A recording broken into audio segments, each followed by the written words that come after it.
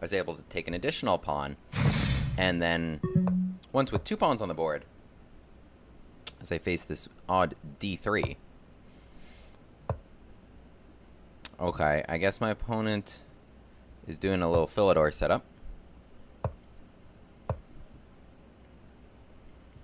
That's fine, I'll take the center. I have no issues about taking the center.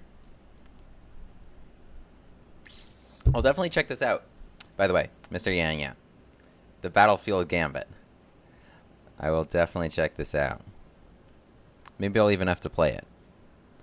4 knight f6, f3, bishop 5, g6, h4. I understand that in the position you have, this knight's going to come to e5, right? And then just to try and play h4. It's funny that it's the queenside knight coming e5. This is an odd position. I think here they have to go bishop takes f6, because if they take, then I can undo this pin, and then knight takes e4. There's nobody pinning my queen if I just traded my queen. So they have to do this, which is kind of a little Opera House-esque, but alas, it would be the Opera House if I had queen b6 in this position. Alas, it was not to be, and I got a little excited by it. I have a very tricky move. Which is sneaking in there. Don't forget about that once the bishop leaves home. I've pranked a few people with this idea. Just you know, that general pattern. It's a good one. Yeah, so here white should play knight d2 to stop it. Or knight e2, I guess. Regardless, I was not interested in trading queens. So, something to do here.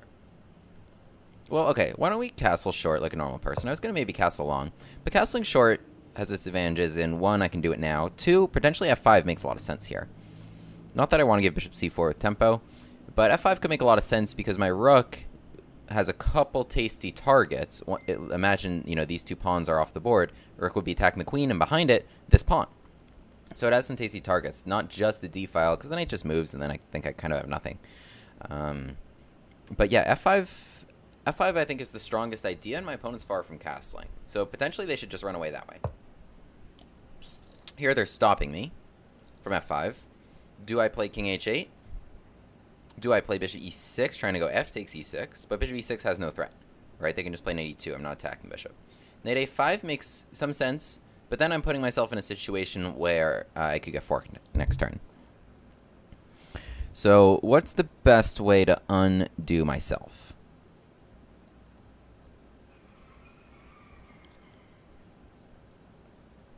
Out of the discussed options, my favorite is bishop e6. And the reason is knight a5, yeah, I didn't like that b4 was there, although maybe I could have overlooked it, but it was tough. Here, f takes e6 would just pretty much win the game. So my idea, though, is that if knight e2, I'm going to play rook d8, and now I'm attacking this knight, and of course, that's a situation where if the knight moves, I can just take that for free. Although in that particular line, maybe this is hanging. But let's say I can play take f2 first, and then take this for free, right? So this is exactly what we get. Pressure on the defending piece, right? This d2 knight is the defending piece. So, like, I can take it and win material. So you want to attack the defending piece. It's a good idea. If takes, f takes e6, and then the queen and the knight are hanging. I've got lots of threats and lots of pieces doing everything. I think bishop d5 is white's best bet. In which case, there's no reason I can't still play, like I can legally play f5 here. My queen defends the bishop. So that could be a tricky situation where it undermines the defender of the bishop, but I think they're okay. Castles they can play with check. Queen takes e6. Maybe that's bad for them, and things are hanging.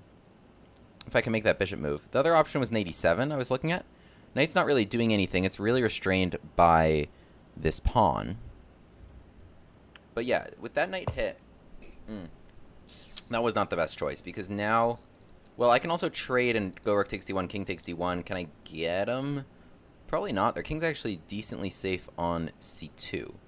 So I think best is rook takes d2, and to take what I can get here. Bishop takes e6 cannot be played because I can take with check, and I will be up lots of material in that position. How about I'll be up a piece in that material position. So here, yeah, I was able to get 2 pieces for the rook, which is a win. And we still can't castle because the king is defending this rook, so it can't go away yet. Gotta slide the rook out the way, and we'll see if we can continue to keep them on their heels. This pawn is really doing a lot of work. I would be, like, absolutely killing them if it weren't for that pawn. Like knight would come in one way or another. But I'm working with what I got, which is diagonals and files, and just trying to make this other file. So yeah, they're trying to castle. Do I play f5 now? Maybe. Pawn takes f5. I just need to, like, attack that pawn somehow. I don't see anything, but I'm going to trust that there's something there. What do we got? Takes. Okay, this seems good. Takes, queen takes. We're low on time.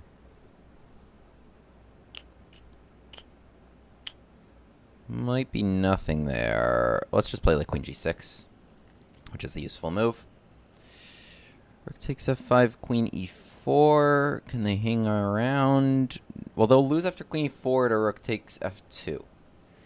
Regardless, we got 27 seconds, but lots of threats. This rook is in a tough spot. Rook e1 would help that, but then I'll kill them on f2. So I've got a lot of guys doing a lot of things. And my next move would just be f6, e4. And yeah, I think I've still completely overwhelmed White's position here. Yeah, that was just left hanging for me. That they decided was their easiest route to give that up. And honestly, I can't blame them too much. An 87 would have made more sense. I just kind of played that out of instinct with 22 seconds. 87 is trading off for their best piece. Let's do that.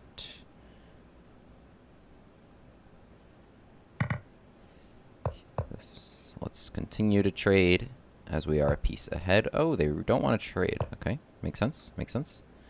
Can't blame them. I'm actually barely even down time. I don't even know why I bothered to do that. I just left that hanging.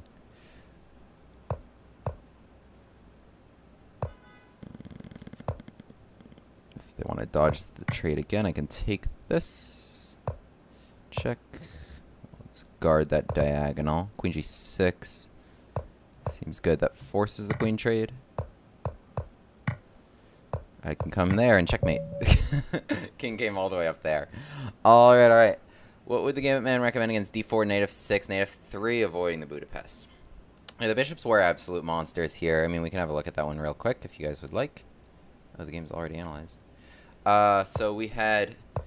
Yes, give me 1 second to answer that question. Yeah, so my opponent did some stupid stuff in the opening, like lots of pawn moves, and I'm just like, okay, I'm just going to do good stuff. I'm just going to kind of develop and take the center. So here I'm already striking at the middle and offering to maybe play queen takes d5 because there's no knight c3, which is an annoying thing to do in general. Pressure here. Maybe I'll go bishop f5, castles, hit him with e4, bring everything to the middle while your king's still there, right? This is how we like to play. So bishop g5 already invites me. I've already got a -1 position. Playing takes e4. Recapture is not possible because there is no more pin in this position, and I'm just up a pawn. So this was obliged. And now here we're already at a great start, attacking f2, queen f3, and I dodged the queen trade because I got a big development advantage. I feel like your king's less safe than mine because you're very far from castling, and I can castle next turn. Queen h6 was also with tempo, threatening mate on c1, so they have to play knight d2, and now there are a couple moves from castling. They need boom and boom and boom. So I wanted to stop that as fast as possible, right? So if I just went la di da, right? Okay, maybe this position's still good for me, but like, okay, well, here maybe they should not lose their knight first, but then against this. But I'm trying, like, time is of the essence here. I'm castled, you're not. I want to strike at your king right now. So bishop c4 was played, which is a good move because it stops my biggest idea. But here I play bishop e6 to try and make that happen anyway. And my point is bishop e6 was specifically aimed against knight to e2. I want your next move to, like I'm looking at this position and I'm like, I want your next move not to be knight e2. I'm just trying to do anything, pretty much, that's going to make knight e2 a bad move. And so I'm playing bishop e6 here, and knight e2 is now a bad move because of rook d8. And the principle here is attacking the defender. You realize this knight is a defender, then that's the one you want to go after. Defenders can't really just move out the way so easily because they are defending something important. Knight b3, I would probably have taken on f2 first. Or actually, no. I mean, this knight was defending something else important, which was the d2 square. That's probably a pretty big check. Yeah, life can be tough without that dark square bishop. This queen's kind of a monster. So Yeah, bishop e6 was played in e2. The best move was queen e2. But again, you know, this continues to keep white on the back, on their back heels. And I'm playing rook d8. I'm playing f5. I'm making threats here. I'm making threats here. Right. I'm just trying to keep things as hard as possible for them. You know, I don't doubt this position is defendable. Just that I'm putting them in a situation where a human will make mistakes. So here rook d8 and rook takes d2. And here I'm already up a lot of material. Believe it or not, it's minus 4.8, even though I just won 2 pieces for a rook. Because, well, my pieces are also really good. You'll note those bishops were kind of total monsters, and queen g6 was also correct here. Because, yeah, this is tough. Because I'm going to play f takes e4, knocking the queen from defensive e2. And if you take, I'm going to play rook takes f5. Knight is finally doing its first important job of the game, covering any annoying checks. And again, the queen cannot really hang on there.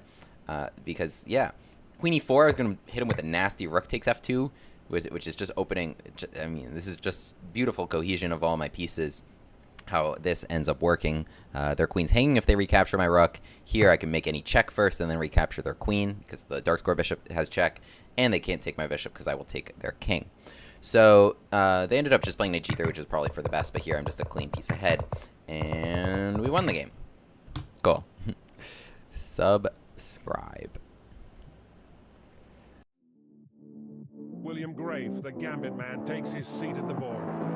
E4. E5. Knight F3. Bishop C5. The Bushcast Gambit on the board. On with the Gambit classes.